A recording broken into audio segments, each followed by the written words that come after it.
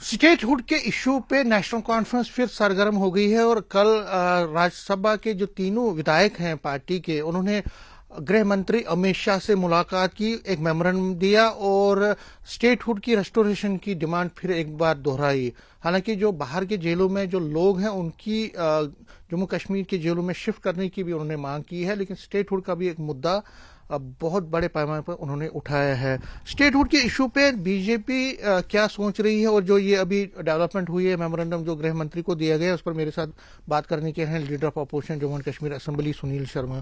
Sharma ji, news 18 से बात करने के लिए आपका बहुत बहुत शुक्रिया।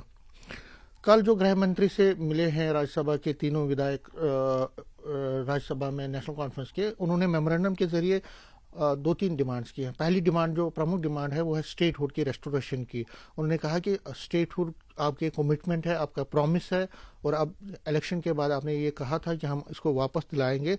मेमोरेंडम के जरिए उन्होंने फिर इसकी डिमांड जो है दोहराई। देखिए, पहले ही अंडरस्टूड था समीर जी, नेशनल कॉन्फ्रेंस इसी बात पे आएगी। जब इन्होंने सो कॉल्ड स्पेशल स्टेटस के रेजोल्यूशन को लाया था, या कभी ये चिल्लाते थे 370 या 35 के लिए, मैंने उस दिन भी कहा था कि अंत में ये हमारे एजेंडे पे आएंगे। और आज बड़ी खुशी की बात है, इनके जो अभी न्यूली इलेक्टेड मेंबर पार्लियामेंट्स है, ये भी कम से कम दिल्ली जाके इनको कम से कम इतना समझ आया कि भारतीय जनता पार्टी के एजेंडे को ही हमें टो करना चाहिए, भारतीय जनता पार्टी के एजेंडे को ही हमें मान लेना चाहिए।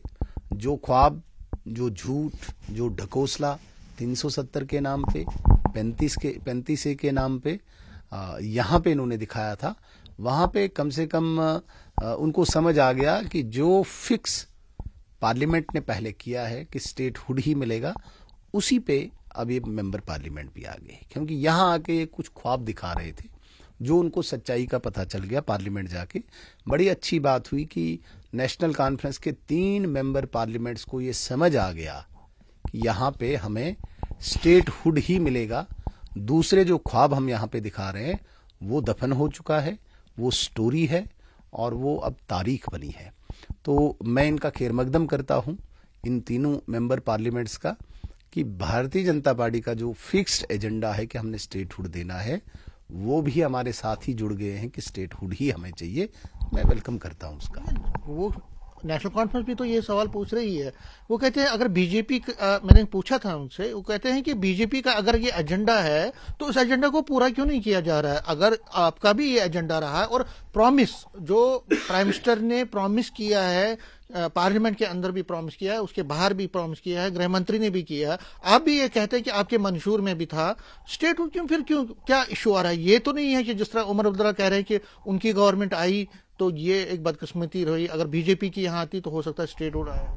दो बातें मैं पहले क्लियर करना चाहूंगा। मैं एक बात स्पष्ट करना चाहता हूं कि नेशनल कॉन्फ्रेंस का वो जो ढकोसला था 370 का, 35A का, वो उनके दिमाग से निकल गया और भारतीय जनता पार्टी के मंशूर में, एजेंडा में, जो हमारा स्टेटहुड यहाँ पे राज्य का दर्जा देने का हमारा एजेंडा है, उसी पे एनसी आई। एक बात है। दूसरी बात, जो आप कह रहे हैं कि सीएम साहब कहते हैं कि मंशूर में है तो दे क्यों नहीं रहे, तो केवल वो चीफ मिनिस्टर बने हैं इसीलिए देना चाहिए, ऐसा भी नहीं है। उसके लिए परिस्थितियां वैसी होती है।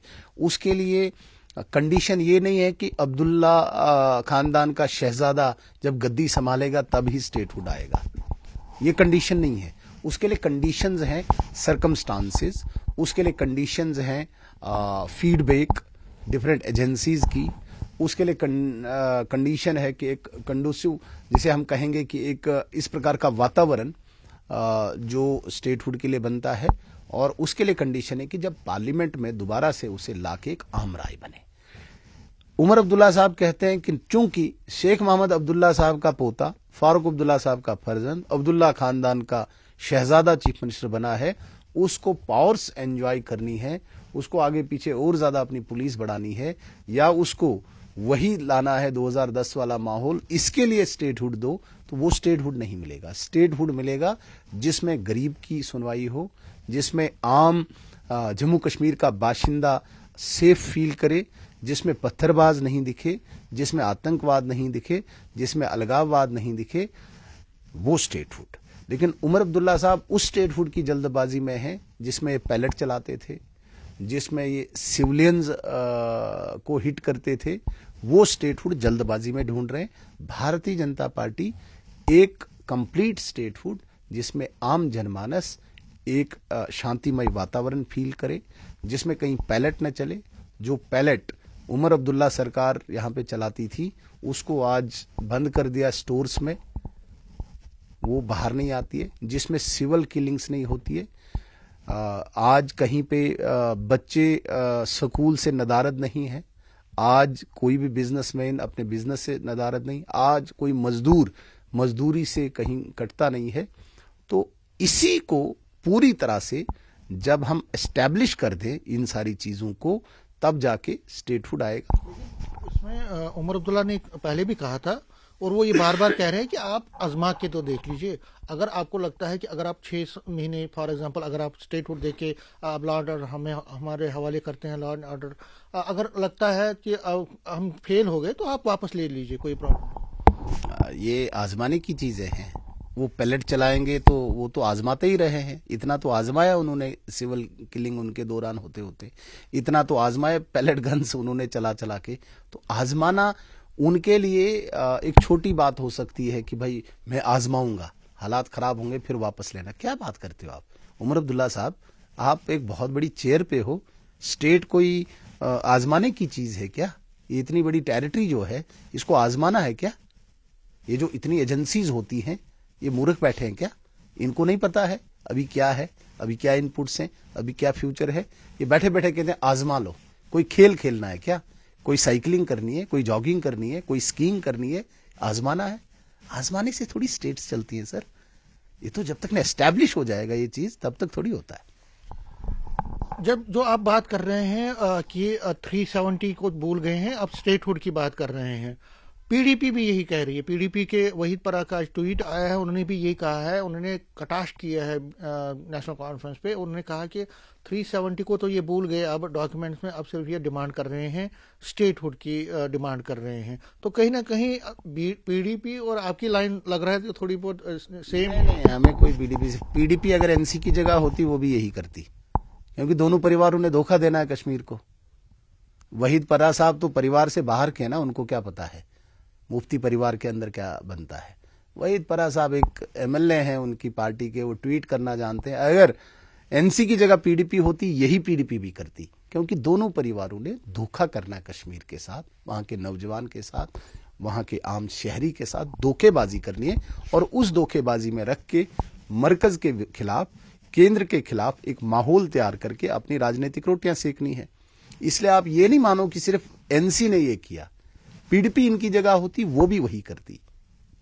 और दोनों का मकसद है कि हम जम्मू कश्मीर के लोगों को 370 का चेहरा दिखाएं और दिल्ली जाके जब हम होम मिनिस्टर से मिले, सर हमें स्टेटहुड दीजिए, बस इतना ये मांगेंगे। इतनी हिम्मत नहीं है इनकी कि वहां पे 370 की बात करेंगे, इतनी इनमें जरूरत नहीं है और न करनी चाहिए। एक तारीख है, दफन हो चुका है। यही तो हम कह रहे हैं इनको कि जो आप वहां चेहरा रखते हो वही चेहरा यहां रखो। वहां पे कमरे में आप हाथ जोड़ के सर स्टेटहुड चाहिए, यहां पे कौन सा इंजेक्शन आपको लग जाता है? या कश्मीर की हवा आपको लग जाती है क्या? वहां पे अभी भी वो अलगाववाद या आतंकवाद की वेव्स कोई आपके दिमाग को हिट करती हैं क्या? यहां पे आप अजीब बातें करते हो। दिल्ली जाके आप ऑफिस में हाथ जोड़ के, हाथ में हाथ रख के, जनाब ये स्टेटहुड दो, यही बात इधर आके करो, हम आपका इस्तकबाल करेंगे। यहां पे आप बेवकूफ बनाते हो, यहां पे आप मूर्ख बना रहे हो। वही पीडीपी कर रही है, वही एनसी कर रही है, 30 सालों से कर रही है, 36 सालों से कर रही है। ये सच्चाई सामने आ नहीं रही है, लोग समझ नहीं रहे। मैंने कई बार बोला, दिल्ली के दरवाजे पे जूं ही आप जाते हो वहां पे आपका चेहरा ही अजीब हो जाता है। छोटा डेवलपमेंटल वर्क चाहिए सर, यहां पे आप बड़ी बड़ी तारीखें करते हो, वही बड़ी बड़ी वो पॉलिटिकल वो स्टंट्स खेलते हो। एग्जैक्ट वही बात यहां करो जब आप बंद कमरे में बैठ के करते हो। ये मैं कह रहा हूं। इसी बीच देखिए, मैं ये क्यों पूछ रहा हूं बार बार, और आम जो लोग भी ये कह रहे हैं कि देखिए जो डुअल पावर सिस्टम है, ये सीएम भी कह रहे हैं कि जो दो सेंटर चल रहे हैं पावर्स के यहाँ पे, उससे क्या हो रहा है, ना तो वो अपना जो पॉलिटिकल एजेंडा है या पोल एजेंडा जो उन्होंने किया वो पूरा कर पा रहे हैं, और आम लोगों को भी सफर करना पड़ रहा है, ऐसी धारणा है। इसी बीच जो नया आंकड़ा भी आया है, अनएम्प्लॉयमेंट रेट जो है जम्मू कश्मीर का 6.1 है इस वक्त, जो कि एवरेज जो 5.0 जो नेशनल एवरेज है उससे ज्यादा है। तो अनएम्प्लॉयमेंट में जम्मू कश्मीर इस वक्त बहुत आगे हो गया है। तो कहीं ना कहीं लोग ये भी कह रहे हैं कि जो ये रसाकशी या हम कहें डुअल पावर सिस्टम चल रहा है, उससे जो बेसिक लोगों के मुद्दे हैं, चाहे वो डेलीवेजर्स का मुद्दा है, चाहे वो आम लोगों की पानी, बिजली, सड़क या बाकी, वो मुद्दे दफन हो जा रहे हैं। देखिए, जो आप अनएम्प्लॉयमेंट रेट बता रहे हैं, नो डाउट अनएम्प्लॉयमेंट है यहाँ पे, लेकिन सीएम साहब को याद क्यों नहीं आ रहा है कि स्पीचेस, मैं अभी निकाल के बताता हूँ यूट्यूब से, कुछ दिनों में ही 1,00,000 नौकरियां देंगे, बताया था ना। आप भी नहीं कहेंगे, क्योंकि आपके मुंह से ऐसे शब्द मैं एक्सपेक्ट नहीं करूंगा कि आप बोलेंगे है ये वीडियो, नहीं है, है ना। तो कहाँ वो 1,00,000 नौकरियां, अब तो 1.25 साल हो गया, तो अनएम्प्लॉयमेंट रेट तो बढ़ेगा ही। ठीक है, लेफ्टिनेंट गवर्नर के रूल में हम नहीं मानते हैं एम्प्लॉयमेंट मिलेगा, जबकि आप वो 5 साल 2020 से 2024 तक, 19 से 24 तक का टाइम निकालो, हाईएस्ट एवर जो एम्प्लॉयमेंट हुई है यहाँ पे गवर्नमेंट डिपार्टमेंट्स में, न पीछे कभी हुआ है, आगे तो मैं बोल नहीं सकता, लेकिन हाईएस्ट एवर इस टेन्योर में हुआ है। ये तो गवर्नमेंट नौकरियों की बात कर रहा हूं। अगर सीएम साहब इतने बहुत वो तेज तरार, बड़े काबिल और बड़े इंटेलिजेंट हैं, लाओ ना कोई एविडेंस लाओ, बताओ जो 1,00,000 नौकरियां आपने देनी थी, कैसे देनी थी, छोड़ो मत दो, ये तो बताओ कैसे देनी थी, हम ही उस पर कोई प्रयास करें। आपने तो देनी नहीं है, लेकिन उस वक्त जुनून था सर पे, दिमाग में। अब जब पता ही नहीं था कि कैसे देनी है, अब बहाना ढूंढना है, तो बहाना ड्यूअल पावर सिस्टम का है। ड्यूअल पावर सिस्टम वो कहां पे आड़े आ रही है आपको, ड्यूअल पावर सिस्टम 1,00,000 नौकरियां देने में, वो भी बताओ जरा, लोगों को वाजा कर दो ना। आप एक एम्बिग्यूटी में लोगों को रख रहे हो, एक कंफ्यूजन में रख रहे हो, क्लियर कर दो भाई, ये 1,00,000 नौकरियां मैंने लाई थी, आपने विप्रो से का यहाँ पे एस्टेब्लिशमेंट करनी थी, बड़ी इंडस्ट्री कोई करनी थी, वो सेंटर आपको अप्रूवल नहीं दे रहा है, तब बोलो आप 1,00,000 नौकरियां रुकी हुई है सरकार ने। आप बोलो कि भाई डेली वेजर्स का बजट यहां पे इतना है, सेंटर ने बोला नहीं आप इनको अप्रूव नहीं करो, तब जाके हम बोले ड्यूअल पावर सिस्टम। ये क्या तरीका है भाई? ये वो लोग बातें करते हैं जो आम सड़क पे चलते हैं। आप चीफ मिनिस्टर हो, आप ब्लैक एंड व्हाइट में बातें लाओ ना, आप कागज बताओ कि भाई ये कोई इंडस्ट्री मैंने यहाँ पे प्रपोज की। वो तो कहते हैं कि एलजी फाइलों पे बैठे हुए हैं, रिजर्वेशन का उन्होंने कुछ किया था, अप्रूव हो गया था कैबिनेट में, उसमें अभी तक हरी झंडी नहीं मिली है, मतलब अप्रूवल नहीं मिला है एलजी का। इस तरह से वो बोलते हैं बहुत सारी चीजें हैं जो फाइलें हैं जो कैबिनेट पे भेजता है, उस पर एलजी साहब बैठ जाते हैं। बड़ी खुशी है कि समीर भट्ट साहब भी इस बात से सेटिस्फाइड हैं कि 1,00,000 नौकरियां कहीं उन्होंने लाई हैं जिस पर एलजी साहब ने रोक लगाई है, क्योंकि आप उन्हीं की तर्जमानी कर रहे हैं कि फाइल रोकी। तर्जमानी मैं उनकी बात कर रहा हूं, जो वो कह रहे हैं, वो कह रहे हैं कि एलजी साहब बैठे हैं फाइलों पे, इसलिए नहीं हो। मींस उन्होंने 1,00,000 नौकरियों की फाइल कोई रखी है एलजी साहब के इधर, वही बोल रहे हैं ना आप, या डेली वेजर्स को रेगुलर करने की फाइल रखी हुई एलजी साहब के पास जो रोकी हुई है, ऐसा ही है ना। मैं ये कह रहा हूं कि वो ब्लैक एंड व्हाइट में लाए कि ये फाइल मैंने लाई है जो रोक दी गई है 1,00,000 नौकरियों के लिए, ये डेली वेजर्स को रेगुलर करने की फाइल ये देखिए मैंने लाई है, रोकी हुई है। फाइल रोकी, कौन सी फाइल रोकी है? सवाल चन्ना जवाब गुंदम, समझ ही नहीं आ रहा है। हम बात कर रहे हैं नौकरियों को, वो कह रहे हैं ड्यूअल पावर, हम बात कर रहे हैं नौकरियों की, वो कह रहे हैं फाइल रोकी है। कौन सी फाइल रोकी है? क्या 1,00,000 नौकरियां लाई उन्होंने? अनएम्प्लॉयमेंट की बात हो रही है ना, लाई हुई है। जो फाइल रुकी है, कहां रुकी है? झूठ, फरेब, ढोंग, जो अब्दुल्ला खानदान की डीएनए में झूठ। 1,00,000 नौकरियां, 10,000 नौकरियां बताओ आपने कहां पे रखी हुई है? झूठ बोल रहे हो आप लोगों के साथ, जम्मू कश्मीर के लोगों के साथ आप धोखा कर रहे हो। बाकी सब चीजों के लिए आपकी फाइलें निकल जाती है, आप सैकड़ों ट्रांसफरें कर रहे हैं, उसके लिए फाइलें निकल रही हैं आपकी। आप रोज जो एलजी महोदय के टाइम पे वो काम किए हुए हैं, उनकी वो इनॉग्रेशन धड़ाधड़ कर रहे हैं, उसके लिए फाइलें निकल रही है।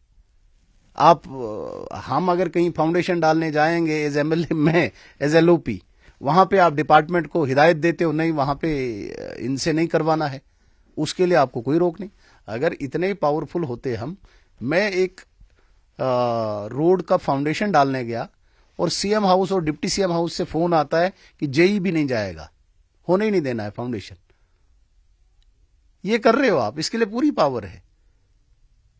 मैं बड़े दावे के साथ कहता हूं, नहीं करने दिया, एक जेई तक भी नहीं। मैं एमएलए भी हूं उस एरिया का, मेरा ये इख्तियार नहीं कि मैं अपनी कॉन्स्टिट्यूएंसी में जाके रोड देखूं, और आप कह रहे हो एलजी नहीं करने दे रहा। आप तो एक जेई को हिलने नहीं दे रहे हो, सारी पावर्स आपके पास है, आप हमें अपने रोड्स पे जाने नहीं दे रहे हो। मतलब आपको नहीं लगता सुनील जी, इस तरह के जो वातावरण बना है उससे आम लोगों को नुकसान ही होगा? ना, नुकसान है ना। और due to this man only, जो झूठ कर रहा है, ढोंग कर रहा है, लोगों को धोखा दे रहा है सिर्फ अपने फायदे के लिए। मुझे फटाफट स्टेटहुड दो, बस मैं डंडा नचाऊंगा, मैंने काम नहीं करना है, इसी की वजह से हो रहा है। ये एक लेगेसी, इसे जो एक जिसे कहेंगे ना, एक डायनास्टिक, एक दिमाग में एक मानसिकता है, उसी को ये लेना चाहते हैं। शेख मोहम्मद अब्दुल्ला साहब ऐसे चलाते थे जम्मू कश्मीर को, फारूक अब्दुल्ला साहब ऐसे चलाते थे, मैं भी ऐसे चलाऊंगा।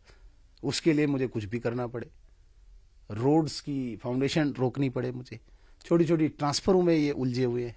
मुझे कहते हैं डिपार्टमेंट की, भाई सीएम खुद फाउंडेशन डालने आएगा पार्टर कॉन्स्टिट्यूएंसी में एक छोटे रोड का। जो व्यक्ति कभी डिस्ट्रिक्ट हेडक्वार्टर पे आउटरीच के लिए नहीं जाता, वो एक इंटीरियर रोड की इनॉग्रेशन के लिए जाएगा। काम रोकना है तो आम लोग किससे सफर हो रहे हैं? सीएम से हो रहे हैं और किससे हो रहे हैं? इसकी नलायकी से हो रहे हैं किसी और से, इसकी नॉन परफॉर्मेंस से हो रहे हैं किसी और से, इसके ईगो से हो रहे हैं किसी और से हो रहे हैं। सुनील जी, जो कल मेमोरेंडम इन्होंने दिया है एनसी वालों ने, उसमें एक और पॉइंट उन्होंने दिया है कि जो बाहर में जो प्रिजनर्स, जो बाहर की जेलों में जम्मू कश्मीर के प्रिजनर्स हैं, उनको वापस लाने, ह्यूमन इशू है यहाँ पे, उनके घर वाले बहुत सफर करते हैं, वो जा नहीं पाते। बात है समीर साहब, मुझे बहुत ही इंपॉर्टेंट प्रश्न पूछा आज आपने, और इस बात को बड़ी गंभीरता के साथ कहता हूं मैं। लाओ उन प्रिजनर्स को, लेकिन उनके बदले इनको अब्दुल्ला खानदान के शहजादे को और मुफ्ती खानदान की शहजादी को भेजो।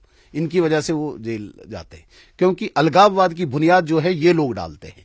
ये जो बातें करते हैं ना अलगाववाद के लिए, अभी जिस प्रकार की ये भाषण देते हैं, उससे आम गरीब को प्रोवोक करते हैं, उनको सड़कों पे लाते हैं, उनसे पत्थर फेंकवाते हैं, उनको आतंकवाद में धकेलते हैं और फिर उन्हीं की लीडरी करते हैं। ठीक है ना, अगर आप में इतनी नैतिकता है, आप जाओ उनके बदले जेल, बहुत अच्छी बात है। जाओ उमर अब्दुल्ला साहब, आप जोधपुर के जेल में बाकियों को भेज दो, क्योंकि आपकी वजह से वो प्रोवोक होके ये काम करते हैं। जाओ महबूबा मुफ्ती साहिबा बरेली की जेल में बैठो, आप 10 दिन बैठो ना, ये थोड़ी ढोंग करना होता है। नहीं, उनको छोड़ो, आप उनके बदले चले जाओ, क्योंकि आपकी वजह से वो जेलों में हैं। आपने उनको प्रोवोक किया है, आपने उनको ऐसा बनाया है वहां पे। ये मैं गारंटी के साथ कहता हूं, सिर्फ और सिर्फ ये दो खानदान कश्मीर के नौजवानों को तबाह कर रहे हैं और इनकी वजह से ये जेलों में है। मैं, अगर इनके अंदर नैतिकता है, मॉरल हाई ग्राउंड से जाए उनके बदले ये जेल, 5 साल लगा के आइए जरा। कोई दोबारा पत्थर नहीं फेंकेगा, ये जेल में बैठेंगे। कोई यहां पे आतंकवाद के उस चंगुल में नहीं जाएगा, कोई अलगाववाद के चंगुल में नहीं जाएगा।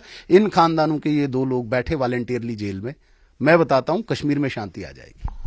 ये तो अब ये बात हो गई। कांग्रेस का एक रतले प्रोजेक्ट्स पे वो उन्होंने प्रेस कॉन्फ्रेंस भी की और तरह तरह के इल्जाम लगा रहे हैं। बीजेपी पर, आपके एक एमएलए पर इल्जाम लगा रहे हैं और उसमें वो कोट कर रहे हैं जो सीईओ है उसके प्रोजेक्ट के। क्या कहें? देखिए, कोई भी कंस्ट्रक्शन प्रोजेक्ट चल रहा है, एमएलए के पास जाते हैं लोग, उसमें किसी को कोई दो राय नहीं है। वहां पे कुछ लोगों को रिट्रेंच किया गया है, निकाल दिया गया है। वो एमएलए के पास गए, एमएलए तो बोलेगा भाई क्यों निकाले हैं मेरे लोग, मेरे मतलब मेरी कॉन्स्टिट्यूएंसी के लोग। आप अगर बाहर के लोगों को भी लगा रहे हो, यहां के लोगों को निकाल रहे हो, क्यों निकाल रहे हो? वो तो लड़ाई भी कर सकते हैं, करनी भी चाहिए कि एक एमएलए को, अगर उसमें किसी को पेट में दर्द है तो होने दीजिए, उसमें क्या फर्क पड़ता है। उसमें कल कोई प्राइवेट कंपनी है, कोई भी है, वहां पे अपने लोगों का हक लेने के लिए, लड़ने के लिए तो किसी भी एमएलए को करना चाहिए। हां, अपने लोगों को, हक को आप कंप्रोमाइज करोगे अपने मकसद के लिए, तब कोई सवाल उठता है। लोगों की लड़ाई चल रही है, लड़ाई लड़नी चाहिए एक एमएलए को, हक की लड़ाई लड़नी चाहिए, मजदूर की लड़ाई लड़नी चाहिए, वो तो लड़ेंगे और लड़नी भी चाहिए एमएलए को। उसके लिए बिल्कुल किसी को भी कोई दिक्कत नहीं होनी चाहिए। आप अगर किसी गरीब की, किसी मजदूर की मजदूरी की कंप्रोमाइज अगर आप कहीं कंस्ट्रक्शन कंपनी के साथ कर रहे हो तो वो तो चुप रहेंगे। सुनील जी, एमबीबीएस का जो इशू है, एमबीबीएस सीटों के जो माता वैष्णो देवी, आज भी संघर्ष समिति ने प्रोटेस्ट किया लगातार कई दिनों से, और आपने एश्योरेंस भी दी थी कि अभी तक कुछ हुआ नहीं उस पर। उम्मीद है होगा, उस पर समाधान निकालेगी, क्योंकि प्रशासन गंभीर है, यूनियन मिनिस्ट्री ऑफ हेल्थ भी गंभीर है। हम पूरी उम्मीद लगाए बैठे कि इसका समाधान निकल आएगा। किस तरह का समाधान जो आपने पहले वो मुझसे डिस्कस नहीं करेंगे वो, बट समाधान कोई भी हो सकता है उसका। लास्ट में पूछना चाहूंगा कि जो कल भी डॉक्टर फारूक अब्दुल्ला कह रहे थे कि हमें ये कहा जाता है कि जम्मू के साथ हमने डिस्क्रिमिनेशन करते हैं या हम भेदभाव करते हैं। हमने दरबार मुंह यहाँ पे रेस्टोर करवाया था, हमने बहुत सारी, जब मेरे टेन्योर में हमने भी वहाँ उस टाइम भी इक्वली जम्मू को डेवलप किया था। ये जो आप पे एलिगेशन लग रही है कि आप एक तरह से डिवीजन क्रिएट करते हैं, ये मेरा लास्ट सवाल है कि डिवीजन क्रिएट करते हैं, जो बेसिक मुद्दे हैं अगर उनको उठाते उनके पास बात करें, लेकिन आप हिंदू मुस्लिम या जम्मू। एक एग्जाम्पल कोट करके इस प्रकरण पर मैं रोशनी डालना चाहूंगा। यहाँ पे सतवारी में रोड वाइडनिंग होनी थी, वहां पे 8, 10, 15 दुकानदार उसकी जद में आ रहे और उनको चंद्रभागा अपार्टमेंट एक बना है, रिप्लेसमेंट वहां पे दे रहे थे। ठीक है, हमारे 11 एमएलए 10 एमएलए जम्मू के 3-4 बार सीएम साहब के पास चले गए,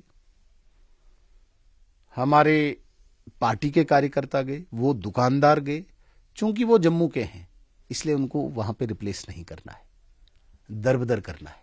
ये छोटी एग्जाम्पल दे रहा हूं मैं आपको, इससे बड़ी एग्जाम्पल हो नहीं सकती है। छोटा फ्रूट बेचने वाले के साथ आप डिस्क्रिमिनेशन कर रहे हो, क्यों? ऐसा क्या है? वो छोड़ने को तैयार है लेकिन जानबूझ के उनको नहीं देना है, जबकि वो सारा प्रोसेस भी हो चुका है। अब सरकार आ चुकी है, सीएम साहब है, नहीं देना है, कोई गरज ही नहीं है मेरे इनके साथ इनकी। तो फिर फारूक अब्दुल्ला साहब क्या किया उन्होंने जम्मू के लिए? मैं ये नहीं कह रहा हूं कि जम्मू अलग और कश्मीर को अलग प्रिज्म से देखना चाहिए, लेकिन डिवीजन उन्होंने क्रिएट किया, उन्हीं की तो देन है ये सारी, ये जो डिवीजन आज तक यहां पे हुआ है। लास्ट में जो उसी के साथ जो पहले आप बात कर रहे थे उसी को मैं कोट करता हूं। सीएम साहब ने कुछ दिन पहले भी कहा कि जो गलतियां होती हैं वो एलजी प्रशासन की तरफ से होती है, लेकिन उसका ठेकरा जो है बीजेपी मेरे पे फोड़ती है। फॉर एग्जांपल बिल्डोजर कहीं चलता है तो वो एलजी प्रशासन की, क्योंकि ब्यूरोक्रेट्स को मैं न तो उन पर मेरा कंट्रोल है, जो ऑफिसर्स हैं, जो बड़े बड़े हेड्स हैं डिफरेंट डिपार्टमेंट्स के, वो एलजी को रिपोर्ट करते हैं, लेकिन उसका ठेकरा मुझे पड़ता है। देखिए, एलजी और उनके बीच में क्या लड़ाई है मुझे नहीं पता। एलजी उनका भी वैसा ही, मेरा भी वैसा ही, उनके ज्यादा नजदीक संबंध है। बाहर किस प्रकार से वो प्रकट करते हैं मुझे नहीं पता है, कौन सी उनकी आपस में सहमति से काम होता है, कौन सा असहमति से होता है उसका मुझे नहीं पता। सरकार उनकी, एलजी उनका, आपका नहीं है एलजी? मेरा भी है, लेकिन सरकार का इमीडिएट एलजी वही है। तो उनके बीच में क्या रहता है उस पर मैं कोई वजाहत नहीं करूंगा। मैं उमर अब्दुल्ला साहब की कहीं पे भी मेरी कोई पर्सनल उनसे कोई रिफ्ट नहीं है, मुझे कोई पर्सनल लड़ाई नहीं है, लेकिन पॉलिसीज की, विचारों की लड़ाई है। जिन विचारों से वो आए हुए हैं, जो झूठ और जो ठगी से वहां पे इस वक्त जम्मू कश्मीर के लोगों के साथ वो खिलवाड़ कर रहे हैं, उससे मेरी उनके साथ क्लेश है इन चीजों से। बाकी पर्सनल मेरा क्या है, एलजी के साथ वो लड़ते हैं नहीं लड़ते हैं वो उनकी जिम्मेदारी है। कहीं पे उनको रोका है, कहीं पे टोका है, वो बताएं लोगों को, लोग खुद समझ जाएंगे। मैं थोड़ी एलजी साहब की तरफ से सफाई दूंगा, वो देना, वो अपनी सफाई दें, लोग मानने चाहिए। वरना 1 साल के अंदर अंदर चीफ मिनिस्टर अपनी सीट हार जाए, दैट मीन्स कि लोगों ने ऐसे मान लिया तू झूठा है, तू झूठ कर रहा है। शुक्रिया। कैमरामैन साहिबा के साथ में समीर भट्ट, न्यूज़ 18 जम्मू।